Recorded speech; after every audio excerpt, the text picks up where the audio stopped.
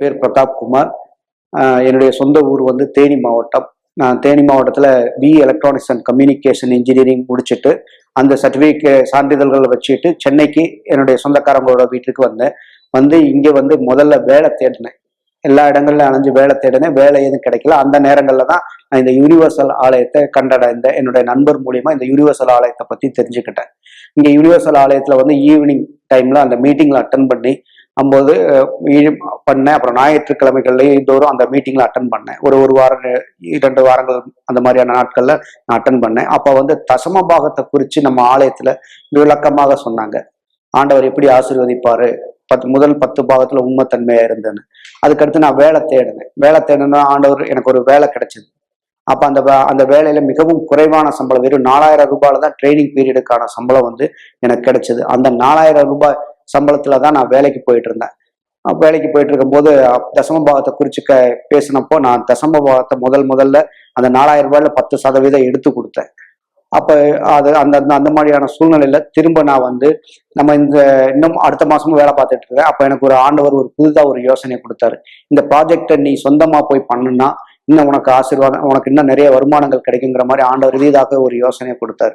அதற்கு பிறகுதான் நான் வந்து அந்த நிறுவனத்துல இருந்து முறைப்படி வெளியே வந்துட்டு நான் அந்த நிறுவனத்துல வேலை பார்த்துட்டு இருக்கல. அடுத்த மாசம் மொத்த சம்பளத்தையுமே நான் வந்து தசம பாகமா கொடுக்கணுன்ற ஒரு தீர்மானம் பண்ணேன். மொத்த சம்பளத்தையுமே தசமபாகமா கொடுக்கணும் தீர்மானம் பண்ணி அந்த 4000 ரூபாய் மொத்த சம்பளத்தையுமே கொண்டு வந்து தசம பாகமா வச்சேன். அப்ப ஆண்டவர் வந்து எனக்கு ஒரு பிசினஸை கொடுத்தாரு. அந்த பிசினஸ் மூலியமா எனக்கு முதல்ல ஒரு பெரிய கம்பெனில இருந்து ஒரு நல்ல ஆப்பர்ச்சுனிட்டி வந்தது. அந்த கம்பெனி எல்லாம் ஹோட்டல். அந்த ஹோட்டல் மூலியமா 3 ஸ்டார் ஹோட்டல் மூலியமா எனக்கு வந்து ஒரு 88,000 ரூபாய்க்கான ப்ராஜெக்ட் வந்து முதல்ல அவங்க கொடுத்தாங்க. அப்ப அந்த மாதிரியான அப்ப கொடுக்கும்போது அந்த பிசினஸுக்கு போறதுக்கோ ஈவன் நான் வேலைக்கு போறதுக்கோ எல்லாமே நான் பஸ்ல தான் போயிட்டு வருவேன். என்கிட்ட வந்து பஸ்ஸுக்கு போறதுக்கான பாஸ் தான் இருந்துச்சு, பஸ் பாஸ். அப்போ 1000 ரூபாய்க்கு அந்த பஸ் பாஸ் எடுத்துதான் நான் எல்லா இடங்களுக்கும் போய் வந்துட்டு இருந்தேன். அப்போ மேற்படியான சூழ்நிலையில அந்த முதல் அந்த பணத்தை வச்சுட்டு ஒரு பைக் வாங்கணும்னு தீர்மானம் பண்ணேன். ஏன்னா நம்மளுடைய பிசினஸுக்கு ரொம்ப உதவியா இருக்கும்ன்றத நான் ரொம்ப ஆழமா யோசிச்சு ஒரு யோசனைகளை எனக்கு தோணுச்சு. அப்போ முதல்ல வந்து தசம பாகம் கொடுத்துட்டு தான் இந்த வேலைகளை செய்யணும்னு சொன்னேன். 88,000 ரூபாயில 10% தசம பாகம் எவ்வளவோ அதை கொண்டு வந்து ஆலயத்துல முறைப்படி கொடுத்துட்டு தான் மிச்ச காசை வச்சு அந்த பைக்கு வாங்கினேன். என்னுடைய பிசினஸுக்கும் அதுல நான் இன்வெஸ்ட் பண்ணி அந்த ப்ராஜெக்ட் சக்சஸ்ஃபுல் ஆன உடனே அதே கம்பெனில இருந்து ஒரு ப்ராஜெக்டும் கிடைச்சது. இன்னும் மற்ற கம்பெனிகளுக்கும் என்னுடைய ப்ராஜெக்ட் வந்து விரிவடைய ஆரம்பிச்சது. அதன் மூலியமா நிறைய பணங்கள் வந்து எனக்கு வர ஆரம்பிச்சது. மாசம் 1 லட்சம் ரூபாய் சம்பாதிக்கணும் அப்படிங்கிறது கூட எனக்கு மிகவும் எளிமையா தான் தெரிஞ்சது, ரொம்ப கஷ்டமா தெரியல. நான் தசம பாகம் கொடுக்க 10% ஆண்டவருக்குன்னு சொல்லி முதல் பங்கை தான் நான் எடுத்து கொடுத்தேன். நான் செலவு பண்ணிட்டு 2வது கொடுக்கல. அந்த முதல் பங்கை எடுத்து கொடுக்காம ஆண்டவர் எனக்கு எல்லா விதத்திலையுமே என்னுடைய பிசினஸ்ல ரொம்ப மிக உதவியா என்னை வந்து ஆசீர்வதிச்சார். அந்த ஆசீர்வாதங்கள் மூலியமா தான் என்னுடைய ப்ராப்பர்ட்டி வந்து ஒரு கேரளாவில் இருக்கக்கூடிய ப்ராப்பர்ட்டி. அந்த ப்ராப்பர்ட்டிக்கு தேவையான பணங்கள் வந்து கோர்ட்டு கேஸுக்கு வேண்டி செலவு பண்ண வேண்டியது இருந்துச்சு. அது கிட்டத்தட்ட ஒரு 35 லட்சம் ரூபாய் வரைக்கும் நான் செலவு பண்ண வேண்டிய சூழ்நிலைக்கு ஆயிடுச்சு. அந்த பணங்கள் வந்து நான் தசமபாகம் கொடுத்தது மூலியமா என் பிசினஸ் ஆண்டவர் பெருக்கினாரு. அதன் மூலியமா அந்த பணத்தை எடுத்து கொண்டு போய் தான் நான் அந்த கேஸு கோர்ட்டெல்லாம் பார்த்து என்னுடைய அந்த ப்ராப்பர்ட்டியினுடைய பாகத்தை என்னால பெற முடிஞ்சது. ஏன்னா என் வீட்டாரை எனக்கு எதிராக செயல்பட்டாங்க. அவங்க முதல் பாகத்தை அவங்க அடையணும். அதுல வந்து பில்டிங் போர்ஷன் கட்டடங்கள்லாம் இருந்ததுனால அந்த கட்டடம் பில்டிங் போர்ஷன்லாம் அவங்க அடையணும்னு சொல்லி என் சொந்த ஜனத்தாரை என் வீட்டாரே வந்து எனக்கு அகெயின்ஸ்டா செயல்பட்டாங்க. ஆனால் ஆண்டவர் அதுல இருந்து நான் தசம பாகம் இதுல எல்லாம் உண்மைத்தன்மை இருக்கிறத பார்த்து என்னுடைய முதல் பாகத்தை, என்னுடைய கட்டணன்றது நான் முதல் ஆள் அப்படிங்கிறதுனால என்னோட முதல் பாகமான என்னுடைய ப்ராப்பர்ட்டி எனக்கு தனியா கோர்ட்டு உத்தரவு பிரகாரமாகவே எனக்கு பிரிச்சு கொடுத்தாரு. அதற்கு தேவையான பணம், அதுக்கு தேவையான எல்லா செலவினங்களையுமே ஆண்டவருக்கு நான் தசம பாகத்துல உண்மையா இருந்ததுனால நான் எல்லா விதத்திலும் ஒரு முழுமையான ஆசீர்வாதத்தை அடைஞ்சிருக்கிறேன். இவ்வளவு உண்மைத்தன்மையா இருந்தனோ அதே மாதிரி ஆண்டவர் எனக்கு முதல் பாகத்தவே என்னுடைய ப்ராப்பர்ட்டியில கொடுத்திருக்காரு. என்னுடைய வாழ்க்கையினுடைய பண தேவைகள் எல்லா விதத்திலுமே முழுமையான ஆசீர்வாதத்தை ஆண்டவர்கிட்ட அடைஞ்சிருக்கேன். அது ஏன்னா என்னுடைய தசம பாகத்துல மிகவும் உண்மைத்தன்மையா இருந்ததுனால இந்த ஆசீர்வாதங்களை என்னால அடைய முடிஞ்சது. நீங்கள் கேட்ட இந்த முதல் சாட்சி தேவனுடைய வார்த்தையின் அடிப்படையில ஒருத்தர் விசுவாசத்தை வெளிப்படுத்துகிறார், ஏற்படுத்த வாழ்க்கை மாற்றத்துடைய சாட்சி. கண்டிப்பாய் இந்த சாட்சி ஏற்பட்டதனுடைய நோக்கம் அடிப்படை தேவனுடைய வார்த்தை. அன்றைய தேவனுடைய வார்த்தை என்றும் மாறுவதில்லை என்று வசனம் சொல்கிறது. இன்றைக்கு நாம் சற்று முன்பு குடும்பத்திற்கான திருமண வாழ்க்கைக்கான ஆலோசனையின் கூட்டத்திலே ஒன்றிணைந்திருந்தோம். அநேக மக்கள் ஒரு ஆசீர்வாதமான அடித்தளமான ஒரு அஸ்திபாரமான, அதாவது உறுதியான ஒரு குடும்ப உறவை எப்படி நடத்தி செல்வது என்கிற ரகசியத்தை கற்றுக்கொண்டார்கள். தேவனுடைய வார்த்தையின் அடிப்படையில் நீங்க பார்க்கும்போது வாழ்க்கையின் எல்லா பகுதிக்கும் தேவன் ஆலோசனை கொடுக்கிறார் அவர் வார்த்தையிலே. இதோ நீங்கள் சற்று முன்பு கேட்ட இந்த பொருளாதார வெற்றியினுடைய சாட்சியும் கூட அவர் வார்த்தையினுடைய அடித்தளம். நண்பர்களை, கவலைப்படாதிருங்கள். உங்கள் கவலைகளுக்கான காரணம் எதுவா இருந்தால் அதற்கான தீர்வு தேவனுடைய வார்த்தையிலே நிச்சயமாய் உண்டு. எனவேதான் நான் உங்களுக்கு முன் வைக்க போகிறேன். விசேஷமாய் நாளை வெள்ளிக்கிழமை நாளை நீங்கள் பொறாமையின் வேலைக்கு பாதிக்கப்பட்ட ஒருவராய் உங்களை பார்த்தால், ஏன் என்று தெரியவில்லை, நன்றாக சென்று கொண்டிருந்த வியாபாரம் சரிவாய் செல்கிறது, கீழ் நோக்கி செல்கிறது. உங்களுடைய உறவும் கூட, திருமண உறவும் கூட விரிசல் ஏற்படுவதை நீங்கள் பார்க்கிறீர்கள். குடும்பத்துல ஒற்றுமை சீர்குலைவதை பார்க்கலாம். உங்களால யூகிக்க முடிகிறது அல்லது கவனிக்க முடிகிறது. ஒரு பொறாமையின், ஒரு எரிச்சலின் வேலை காரணமா இருக்கலாம். பொறாமை என்பது செய்வினைக்கு சமானம் என்று வசனம் சொல்லுகிறது. எனவேதான் நாளை வெள்ளிக்கிழமை பொறாமையின் கிரியைக்கு தாக்கப்பட்டவர்களை விடுவிக்கும்படி கர்த்தருடைய வல்லமை வெளிப்படும்படியாய் மாபெரும் விடுதலையின் ஜெபத்திலே முன்னிலை போகிறோம். இந்த அழைப்பை நான் நம்முடைய தலைமை சபையினுடைய வாசல் இருந்து உங்களுக்காக கொடுக்க விரும்புகிறேன். இந்த மாதிரியான சூழ்நிலை கடந்து செல்கிறவர்கள் நீங்கள் யாரா இருந்தாலும் நீங்கள் யூனிவர்சல் ஆலயத்தில் வரவேற்கப்படுகிறீர்கள். கண்டிப்பாய் உங்களுக்கான தீர்வு நிச்சயமாய் உண்டு. இதிலே சொல்லப்பட்ட அறிகுறிகள், அடையாளங்கள் எதுவாயினும், இந்த பிரச்சனைகள் எதுவாயினும் உங்களுக்காய் ஒவ்வொரு நாளும் ஆலயம் திறந்திருக்கிறது. உங்கள் சூழ்நிலை மாறுபடியாய் நீங்கள் விசுவாசிக்கும் பட்சத்தில் இதோ இந்த அழைப்பை தொடர்ந்து இணைந்திருங்கள். எங்களோட இந்த நிகழ்ச்சியில இந்த அழைப்பு விசேஷமாய் உங்கள் ஒவ்வொருவருக்காய். வணக்கம் மக்களே, மிக சரியாய் இந்த நேரம் அண்ணா சாலை 1000 விளக்கு பகுதியில் அமைந்துள்ள நம்முடைய யூனிவர்சல் ஆலயத்துடைய தலைமை சபையிலே நான் நின்று கொண்டிருக்கிறேன். நீங்கள் இங்கே திரையில பார்ப்பதை போல நீங்கள் யார் மன அழுத்தம், பதற்றம், ஆரோக்கிய பிரச்சனைகள், தற்போல எண்ணங்கள், மேலும் உறவுகளின் பிரச்சனை, துரதிருஷ்டங்கள், பாவங்களினால் பாதிக்கப்படுதல், ஆவிக்குரிய தாக்குதல்கள், உடல் வலி, பொருளாதார பிரச்சனைகள், புகைப்பிடித்தல், கெட்ட பழக்கங்கள், அழிக்கப்பட்ட திருமண வாழ்க்கை, தீர்க்க முடியாத வியாதிகள், சுவாசத்தை இழந்து கொண்டிருக்கிறீர்கள், கடன் பிரச்சனையால் பாதிக்கப்படுகிறீர்கள், வாழ்க்கையிலே சுழல்கிறீர்கள், பயத்தினால் தாக்கப்பட்டிருக்கிறீர்கள், கெட்ட கனவினால் ஒவ்வொரு பொருத்தப்பட்டு கொண்டிருக்கிறீர்கள். மேலும் மற்ற பிரச்சனைகளை யார் இந்த படத்தில் செல்கிறீர்களோ நான் உங்களுக்கு ஒரு சிறப்பு அழைப்பு கொடுக்கிறேன். நீங்கள் யாரா இருந்தாலும், எந்த நம்பிக்கையை சேர்ந்தவராக இருந்தாலும், எந்த இடத்தை சேர்ந்தவராக இருந்தாலும், இது உங்களுக்கான இடம். நான் நம்புகிறேன் உங்களுடைய கவலைகள் நிறுத்தப்படும்படியாய், உங்களுடைய கவலைகள் நிறுத்தப்படும்படியாய் இது உங்களுக்கான இடம். நீங்கள் என்னுடைய சிறப்பு விருந்தினர், முற்றிலும் இலவசமாய் உங்களுடைய உறவினர், உங்களுடைய நண்பர்கள், அக்கம் பக்கத்தினர் யாரெல்லாம் பிரச்சனையோ நீங்கள் வரவேற்கப்படுகிறீர்கள். விசேஷமாய் உங்களுக்கான இடம், உங்கள் கவலைகள் நிறுத்தப்படும்படியாய் நாங்கள் உங்களுக்காக இங்கே காத்திருக்கிறோம். எல்லாவற்றுக்கும் மேலாய் ஆண்டவர் தாமே இருக்கிறார். உங்களுக்காக உதவின் கர தீட்டும்படியாய் மறந்து விடாது. இந்த கவலைகள் நிறுத்தப்பட முடியும். நீங்கள் அந்த பிரச்சனையால் தொடர்ந்து பாதிக்கப்பட வேண்டிய அவசியம் இல்லை. தேவன் அனைவரை ஆசீர்வதிப்பாராக.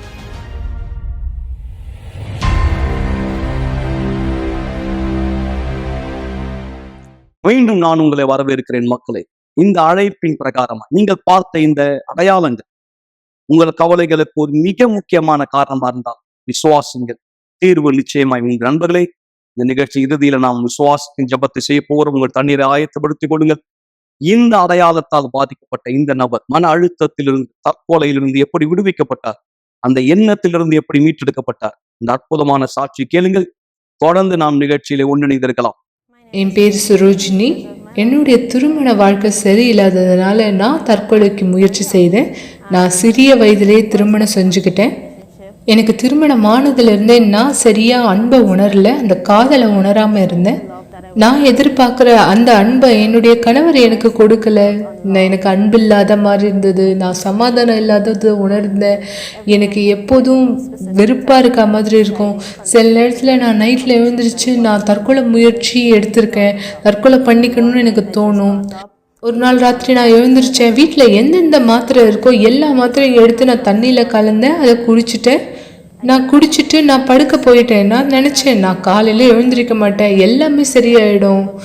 ஆனால் எப்படியோ நான் அடுத்த நாள் எழுந்திருச்சேன். ஏன்னா நான் சுயநிலைவு இல்லாமல் இருந்தேன். எனக்கு நல்லா ஞாபகம் இருக்குது. யாரோ ஒருத்தர் வந்து என்னை ஹாஸ்பிட்டல் கூட்டிகிட்டு போனாங்க. ஆனால் இந்த திருமணம் ரொம்ப நாள் நிலைச்சி இல்லை. 1 வருஷம் 2 மாதத்தில் நான் விவாகரத்து பெற்றுக்கொண்டேன். அதன் பிற்பாடு நான் இன்னொரு திருமணம் செஞ்சேன். இந்த திருமணம் ரொம்ப நல்லா இருக்கும்னு நான் முதல்ல நினச்சேன். ஆனால் அதுவும் அதே மாதிரி தான் இருந்தது. என்னுடைய கணவர் என்னை சரியாக கவனிக்கலை, என்னை சரியா நடத்தலை. அதே அன்பில்லாத தன்மை இருந்தது. நான் சமாதானத்தை உணரல. எப்போதும் கோபமாக இருப்பேன், வெறுப்பாக இருப்பேன். நான் 2 தடவை தற்கொலை முயற்சி எடுத்திருக்கேன். ஒரு தடவை ரயில் நிலையத்துக்கு போய் ரயிலில் குதிச்சு நான் சத்துறணும்னு நினச்சிருக்கேன். அப்போது ஒருத்தர் வந்து என்ன பண்ணிகிட்டு இருக்கீங்க, வீட்டுக்கு போங்கன்னு சொல்லியிருக்காங்க. அடுத்த தடவை எங்கள் வீட்டில் ஒரு நாள் விஷம் இருந்தது. அந்த விஷத்தை எடுத்து குடிக்கணும்னு சொல்லிட்டு நான் முடிவு எடுத்தேன். ஏன்னா இதுக்கு மேலே எனக்கு வழி இல்லைன்னு நினச்சேன். அதனால் அந்த விஷத்தை எடுத்து குடிக்க போனேன். ஆனால் நான் வச்சுட்டேன். என்னுடைய குடும்பத்தார் ஒருத்தர் தான் என்னை யூனிவர்சல் ஆலயத்துக்கு கூட்டிகிட்டு வந்தாங்க. நான் ஆலயத்துக்கு வரும்போது ரொம்ப கோவமாக தான் வந்தேன். ஆனால் ஆலயத்தின் செய்திகளை கேட்க கேட்க எனக்குள்ள மாற்றத்தை நான் பார்க்க ஆரம்பித்தேன். நான் தொடர் சங்கிலி ஜபத்தில் கலந்துக்கிட்டேன். இதுவரைக்கும் செய்யாத விஷயங்களை நான் செய்ய ஆரம்பித்தேன். இந்த தொடர் சங்கிலி ஜபத்தோடு சேர்ந்து நான் ஆலயத்துக்கு வர ஆரம்பித்தேன். வேதகமத்தை படிக்க ஆரம்பித்தேன், தியானிக்க ஆரம்பித்தேன், ஜபித்தேன். பாஸ்டர் தண்ணீர் ஞானஸ்தானத்தை பற்றி கூட பேசினார். அதன் பிற்பாடு நான் தண்ணீரில் ஞானஸ்தானமானதை எடுத்தேன். அந்த தருணத்திலேருந்து நான் என்ன தெரியுமா நினச்சேன், என் வாழ்க்கையில் வித்தியாசமானது ஏற்படுது, எனக்குள்ளாக வித்தியாசம் தெரியுது. ஆனால் நான் நினச்சேன் என் வாழ்க்கை கண்டிப்பாக மாறாது. ஆனால் பாஸ்டர் சொல்லியிருந்தாரு, நீங்கள் கீழ்ப்படிஞ்சு தியாகம் செஞ்சீங்கன்னா உங்கள் வாழ்க்கையானது மாறும்ட்டு. நான் இந்த மாதிரி எப்போ செய்ய ஆரம்பிச்சேனோ எனக்குள்ள மாற்றத்தை பார்த்தேன். நான் இனிமேலும் கோபமாக இல்லை, நான் இப்போ சமாதானமாக இருக்கேன். என் வாழ்க்கையில ஒருபோதும் உணராத இந்த சமாதானத்தை நான் பெற்றுக்கொண்ட நபரா இருக்கேன். எனக்குள்ள சந்தோஷமானது இருக்கு, எனக்குள்ள அன்பானது இருக்கு. மற்றவங்க மேலேயும் எனக்கு அன்பானது வந்திருக்கு. தேவன் மீது அதி அற்புதமான அன்பானது இருக்கு. இன்னைக்கு என்னால சொல்ல முடியும், நான் முற்றிலுமா வித்தியாசமான நபரா இருக்கேன். நான் பெற்றுக்கொண்ட எல்லா ஆசீர்வாதத்தையும் காட்டிலையும் நான் பண வாழ்க்கையிலையும் ஆசீர்வதிக்கப்பட்டிருக்கேன். என் பண வாழ்க்கை முற்றிலுமா அதிசயமான விதத்துல மாற்றப்பட்டிருக்கு. ஏன்னா நான் கடன்ல இருந்தேன். என்னால் ஒரு சொந்த வீடு வாங்க முடியாது இருந்தது. ஆனால் இன்னைக்கு என்னால் சொல்ல முடியும், நான் என்னோட சொந்த இடத்துல இருக்கேன். தேவன் என்னை முற்றிலுமா மாறுபட்ட வித்தியாசமான விதத்தில் பண வாழ்க்கையில் உயர்த்திருக்காரு, ஆசீர்வச்சிருக்காரு. மீண்டும் நான் உங்களை வரவேற்கிறேன். நான் சொன்னதை போல கண் திருஷ்டியால் நீங்கள் பாதிக்கப்பட்ட ஒருவராய் உங்களை பார்த்தால், ஒரு எரிச்சல், அதாவது உங்க முன்னேற்றத்துல எரிச்சல் படுகிற ஒருத்தர், உங்க வளர்ச்சியில எரிச்சல் படுகிற ஒரு சூழ்நிலை உங்களை தாக்குவதாய் நீங்கள் பார்த்தால், நாளை நீங்கள் எங்கள் சிறப்பு விருந்தினர். நான் உங்களை வரவேற்கிறேன். விசேஷமா இரவு 7 மணி கூட்டத்திலே இதோ இந்த அதி அற்புதமான சாட்சி ஒருத்தருடைய வாழ்க்கையிலே கர்த்தருடைய கரம் வெளிப்படும் போது, அதாவது தேவனுடைய வல்லமை ஒருத்தர் வாழ்க்கைக்குள் வரும்போது உள்ளும் புறம்பும் அவர் வாழ்க்கை மாற்றமடைகிறது. நண்பர்களே, இதுதான் ஒவ்வொரு நாள் நிகழ்ச்சியிலும் முன்வைத்துக் கொண்டு வரும் ஆண்டவர் தாமே உங்கள் வாழ்க்கையை முற்றிலுமாய் 100% மாற்ற விரும்புகிறார். இதோ அதற்கான மிக சிறந்த உதாரணம் நீங்கள் கேட்க போகிற இந்த சாட்சி. நீங்கள் எந்த நம்பிக்கையை சேர்ந்தவரா இருந்தாலும் சரி, எந்த இடத்தை சேர்ந்தவரா இருந்தாலும் சரி, தேவன் உங்களுக்கு இந்த விசேஷமான அழைப்பை கொடுக்கிறார். உங்கள் கவலைகள் நிச்சயமாய் நிறுத்தப்பட முடியும். கண்டிப்பா அதே சமயத்திலே மறக்க வேண்டாம், நான் சொன்னதை போல மும்பையிலும் ஹைதராபாத்திலும் கூட இதேதான் நடந்து கொண்டிருக்கிறது. கர்த்தருடைய கரம் அங்க இருக்கிற மக்களுக்கு வெளிப்படுகிறது. அதனுடைய சிறப்பு தொகுப்பையும் நாம் இந்த நாட்களிலே பார்க்க போகிறோம். இந்த வார நாட்களிலே தொடர்ந்து சனிக்கிழமை வரை எங்களோடு ஒன்றிணைந்திருங்கள். இந்த அதி அற்புதமான சாட்சியை தொடர்ந்து நாம் ஜெபத்திலே ஒன்றிணையலாம்.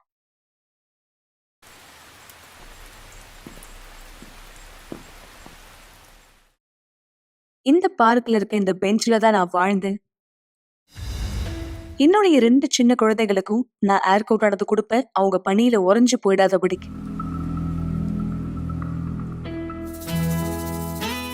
நான் என்னுடைய வாழ்க்கையினுடைய மோசமான பகுதிக்கு செல்லப்பட்ட எப்போ நான் ஒரு இடத்துல வேலை செய்திருக்கும் பொழுது அங்க ரொம்பவே எனக்கு கஷ்டமா இருந்தது. நான் அறுவடை செய்யற அந்த இடத்துக்கு பக்கத்துல வேலை செஞ்சுட்டு இருந்து அது ரொம்பவே கடினமான வாழ்க்கையா இருந்தது. நான் ரொம்ப தூரம் நடந்து போக வேண்டியதா இருந்து டவுன்ல நான் போய் சேரணும்னா காலம் இப்படியே கடந்து போயிட்டு இருந்தது. அந்த நேரத்துல நான் ஒரு நபரை நேசிக்க ஆரம்பிச்சேன். ஆனா அவர் எனக்கான சரியான நபரா இல்லை. ஆனாலும் நான் அவரோட சேர்ந்து வாழ்ந்த உள்ளுறவு கொண்டு எங்களுக்கு கல்யாணம் ஆகிச்சு. எங்களுக்கு 2 குழந்தைங்க பிறந்தது. அதற்கு பிற்பாடு என்னுடைய கணவர் ரொம்ப மூர்க்கமான ஒரு நபரா மாறினார். என்னை தவறா நடத்தினார். என்னை அடிக்க கூட ஆரம்பிச்சார். அநேக தடவை என்னை அடிச்சிருக்கார்.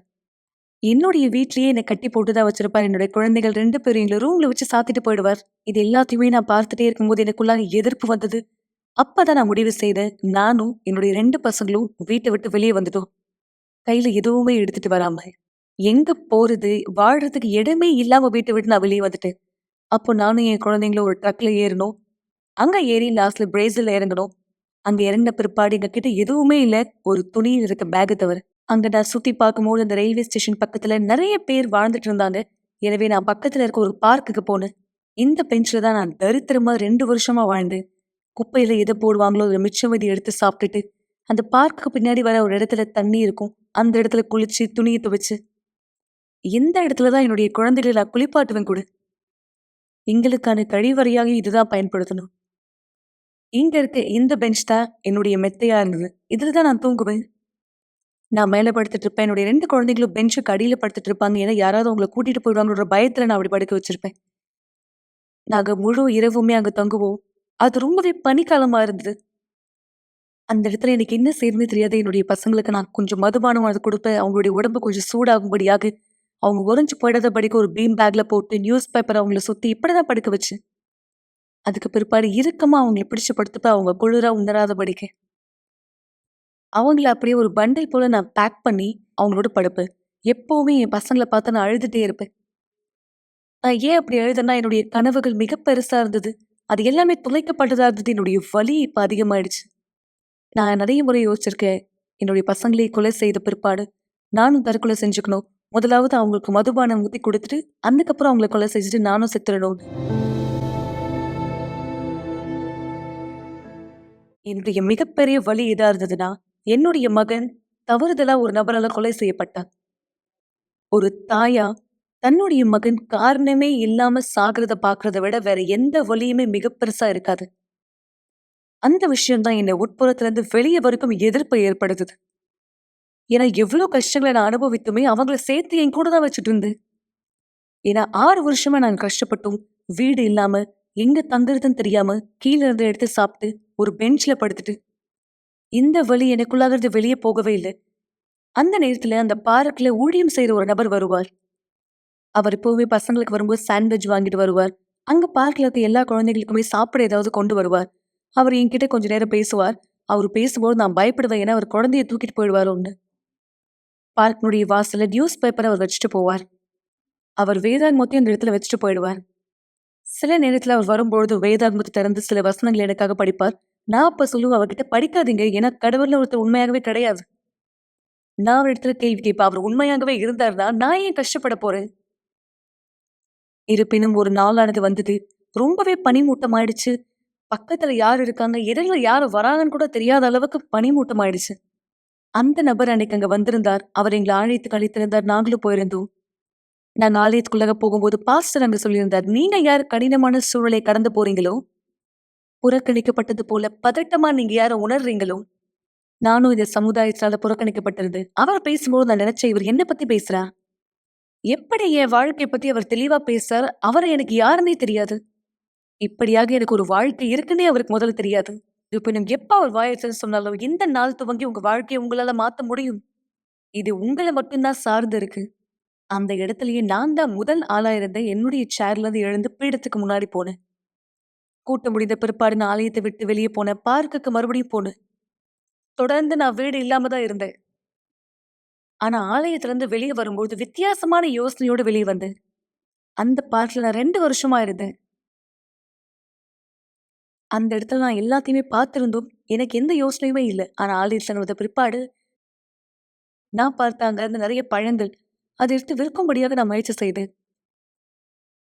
பிற்பாடு இந்த பழம் வித்து வந்த எல்லா பணத்தையுமே நான் என்னுடைய இடுப்புல கட்டி வச்சுப்பேன். ஏன்னா யாருமே அத என்கிட்ட எடுத்துறக்கூடாதுன்றதுக்காக. அந்த இடத்துல நான் எத பத்தியுமே கவனம் குடுக்கல. என் மேல எவ்ளோ துர்நாற்றம் வீசுது. எனக்கு அழகான துணி இல்ல. என்னுடைய யோசனைகள் எவ்ளோ இருக்கு? எப்படியா இருக்கு? எத பத்தியும் நான் கவனிக்கவே இல்ல. பிற்பாடு தேவன் எனக்குள்ளாக நுழைந்தார். நான் எப்போ பீடத்து மேலிருந்து கீழ இறங்கி வந்தனோ, அப்பவே எனக்குள்ளாக புதிதாக ஒரு விஷயம் துவங்குச்சு.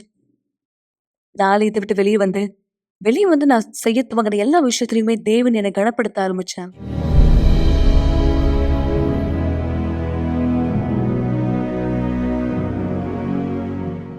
அந்த நேரத்துக்கு பிற்பாடு பார்க் கிட்ட ஒரு நபர் வந்து சொல்லியிருந்தார், யாராவது இங்க வேலை தேடுறீங்களா அப்படின்னு சொல்லி. நான் சொன்னேன், எனக்கு வேலை செய்ய தெரியும், நான் செய்வேன். அப்ப அவர் சொல்லியிருந்தாரு, வேலை செய்ய தெரிஞ்சவங்க எல்லாருமே வந்து கார்ல ஏறுங்க, நான் கூட்டிட்டு போறேன்னு சொல்லி. அப்ப அவர் முடிக்கிறது கூட நான் வந்து பொறுமையா இல்ல. அவருடைய கார் கதவ கூட அவர் திறக்கல. நான் அதுக்குள்ளயே என்னுடைய கவர உள்ள வச்சுட்டேன். அவர் சொன்னாரு, "இது உங்களால செய்ய முடியாது. இது உயர்ந்த இடத்துல நின்று செய்ய வேண்டியதா இருக்கும்னு" சொல்லி. நான் சொன்னேன், "பிரச்சனை இல்ல. என்னால செய்ய முடியும்." அப்ப அவர் என்ன இந்த இடத்துக்கு கூட்டிட்டு போனார். அந்த நேரத்துக்கு பிடிப்ப அந்த நபர் வந்து சொல்லியிருந்தார், "நீங்க இங்கேருந்து ஸ்ட்ரெயிட்டா போனீங்கன்னா, கடைசியில 2 வீடு வரும். அதுல 2 ரூம் இருக்கும். நீங்க யாருமே தெருவுல தூங்க வேண்டாம். நீங்க இங்கேயே படுத்துக்கலாம்." அந்த இடத்துல தான் தேவன் முதலாவது வேலை செய்ய ஆரம்பிச்சார். வேற எந்த விளக்கமுமே இதுக்கு சொல்லவே முடியாது. ஏன்னா, அந்த நபருக்கு என்ன முன்னாடி யாருன்னே தெரியாது. ஆனா, என் வாழ்க்கையில நடந்த மிக முக்கியமான ஒரு விஷயம், புதன்கிழமை கூட்டம் நடந்துட்டு இருக்கும்பொழுது, சிறிய இரவு ஜெபம் போல அந்த இடத்துல தான் நான் பரிசுத்த ஆவியானவரை பெற்றுக்கொண்டேன்.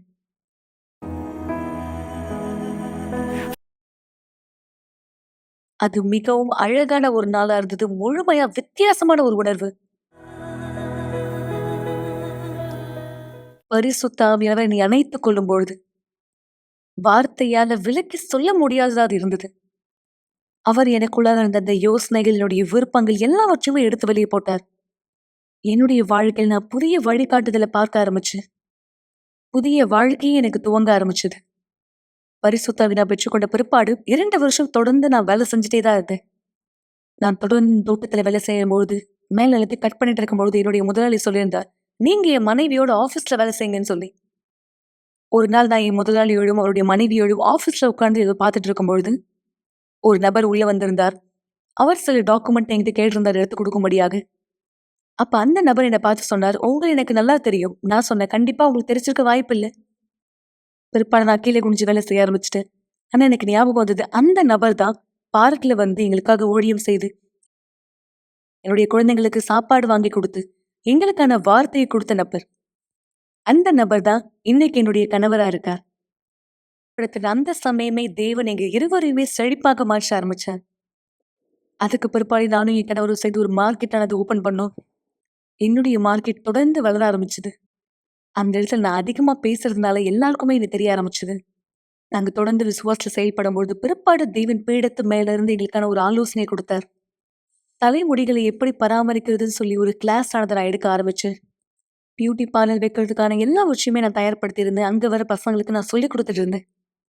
ஆலயத்தினுடைய ஊழியத்தின் குழுல நான் இன்னைக்கு ஒரு பகுதியா இருக்கேன். ஞாயிற்றுக்கிழமை எப்பவுமே நான் ஜெயிலுக்குள்ளாக இருப்பேன். அங்க இருக்க இளம் பெண் எல்லாருக்குமே நான் தேவனுடைய வார்த்தையை பகிர்ந்து கொடுக்கிறவங்களா தான். ஏன்னா ஒரு நாள் இந்த அன்பை நான் பெற்றுக்கொண்டேன். பரிசுத்த ஆவியானவரை நான் பெற்றுக்கொண்டேன்.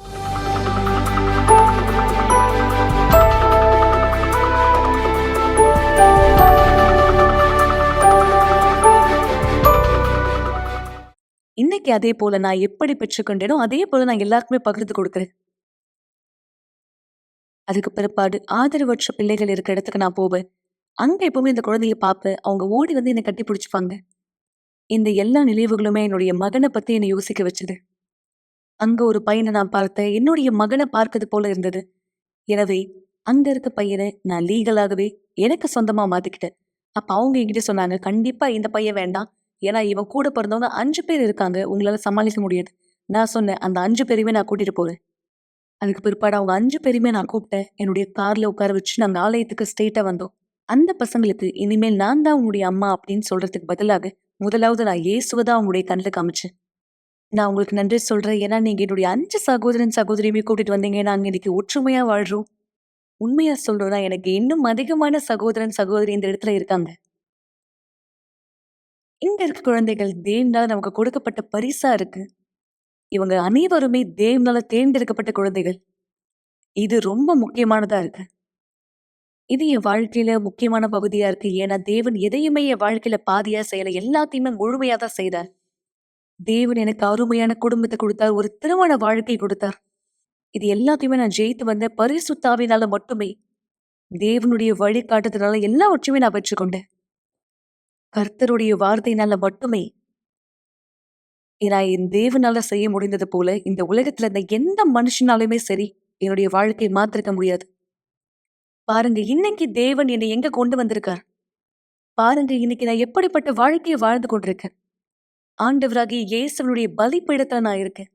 எந்த இடத்துல என் முழு வாழ்க்கையை அர்ப்பணித்தேனோ அங்கதான். ஏன்னா பரிசுத்தாவியானவர் எனக்கு கவனம் கொடுத்தார். எல்லா மகிமையும் கனமும் அவருக்கு மட்டுமே. அவர் என்னுடைய வாழ்க்கையை மாற்றினது போலவே உங்களுடைய வாழ்க்கை. ஒரு கிளாஸ் தண்ணீரை ஆயத்தப்படுத்திக் கொள்ளுங்கள் அல்லது தொலைக்காட்சிக்கு அருகாமையிலே வாருங்கள். இந்த நேரம் உங்களுக்கான ஒரு சிறப்பு ஜெபத்தை நாம் செய்ய போகிறோம். சர்வ வல்லமையான தேவனை ஆண்டவராக இயேசுவின் பெயரால் என் கரத்தை நீட்டி யாரெல்லாம் கவலைப்பட்டு கலங்கி கொண்டிருக்கிறார்களோ ஒவ்வொருத்தருக்கும் உங்களுடைய மன நிறைவு ஆறுதல் வரும்படி நான் ஜெபிக்கிறேன். தேவன் எல்லா குழப்பங்களை நீக்கும், பயத்தை நீக்கும், கவலைகளை நீக்கும். ஆண்டவரே, யாரெல்லாம் அசுத்தத்தின் பிடியிலே கட்டப்பட்டவராய் தன்னை பார்க்கிறாரோ கட்டவிழ்க்கப்படட்டும். ஒரு வியாதிக்கு தன்னை பாதிக்கப்பட்டவராய் அல்லது ஒரு பொறாமையின் கிரியைக்கு பாதிக்கப்பட்ட ஒருவராய் தன்னை பார்த்தார், இந்த அழைப்பை அவர் விசுவாசி உம்மிடத்திலே வந்து விடுதலையை பெற்றுக் கொள்வார். வெகு தூரத்திலிருந்து யார் இந்த நிகழ்ச்சி கேட்டுக் கொண்டிருக்கிறார்களோ, இந்த ஜபத்தை பெறுகிறார்களோ, விசுவாசிக்கும் பட்சத்திலும் சக்தி அங்கே சென்று அவர்களை தொழுகிறார். விடுதலை, குணமாக்குதல் வரட்டும். தேவன் தண்ணீரை ஆசீர்வதிக்கிறேன். இதை பருகுகிற ஒவ்வொருத்தர் சரீரத்திலும் வல்லமை பாய்ந்து செல்லட்டும். அவர்களை விடுதலையாக்கும்படி சொஸ்தமாக்கும். இந்த குடும்பங்களை, திருமண பந்தங்களை, பிள்ளைகளை ஆசீர்வதிக்கும். இந்த ஜபத்தின் மூலமாய் மக்களுக்கு ஒரு விழிப்புணர்வை, தெளிவை, பலத்தை நீர் கொடுக்கும்படி நான் ஜெபிக்கிறேன். தேவன் ஆண்டவராக இயேசுவினுடைய பெயர் மற்றும் அவர் மகிமைக்காக. ஆமென். ஆசீர்வாதமான தண்ணீரை பருகுங்கள். இப்பொழுதே தேவனுடைய பலம் உங்களுக்குள் இருக்கிற நண்பர்களே, இன்று கேட்ட சாட்சிகளை மறக்க வேண்டாம், சொல்லப்பட்ட வார்த்தைகளை மறக்க வேண்டாம். ஆண்டவர் தாமே அதே இடத்திலே உங்களுக்கு அவர் சமாதானத்தை கட்டளையிடுவாராக. ஆசீர்வாதமான இரவா இருக்கட்டும். நாளை உங்கள் அனைவரை சந்திக்கும் வரை சென்று வாருங்கள். ஒரு நாள் நீங்க கடைசியா இந்த உலகத்துல எழுந்துப்பீங்க. அந்த நாள் கடைசியான நாளா இருக்கும்.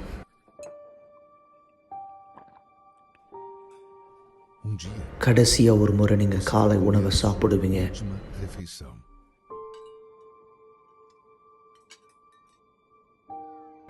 ஒரு நாள் உங்க குடும்பத்தினுடைய முகத்தை கடைசியா நீங்க பார்ப்பீங்க.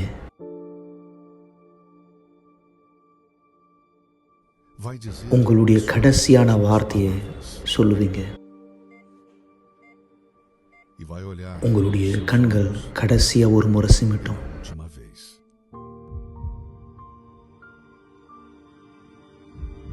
உங்க இருதய துடிப்பு கடைசியா ஒரு முறை துடிக்கும்.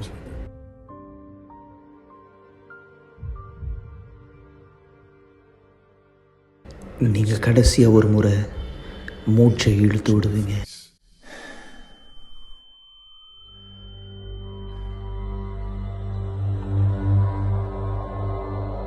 அந்த நேரம் உங்களுடைய ஆவிக்குரிய கண்களை திறக்கப்படும்.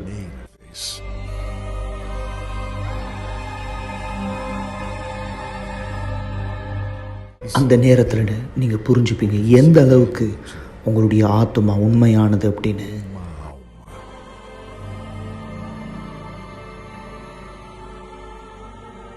அந்த நாள் இந்த பூமியில நடந்தது எல்லாமே உங்களுடைய ஆத்மாவை காப்பாற்ற மட்டும் நீங்க புரிஞ்சுப்பீங்க. கடைசியா ஒரு முறை நீங்க அதை பார்க்குற நேரம் உங்க ஆத்மாவை வந்து கொண்டு போறது யாரு? அந்த நேரம் நீங்க யார்கிட்ட உங்க நேரத்தை கொடுத்தீங்களோ, யார்கிட்ட உங்க நாளை கொடுத்தீங்களோ, யார்கிட்ட உங்க விருப்பத்தை செஞ்சீங்களோ, யாரை நீங்க வணங்குனீங்களோ, இந்த வாழ்க்கையில இது உங்களை பதட்டப்படுத்துதா இல்லை இது உங்களை உறுதிப்படுத்துதா? உங்க கடைசி நாள் இந்த பூமியில உங்களுடைய முதல் நாளாக அமைய போது பரலோகத்தில் தேவனோடு சந்தோஷமா அல்லது நித்திய கால மரணம் நரகத்தில்?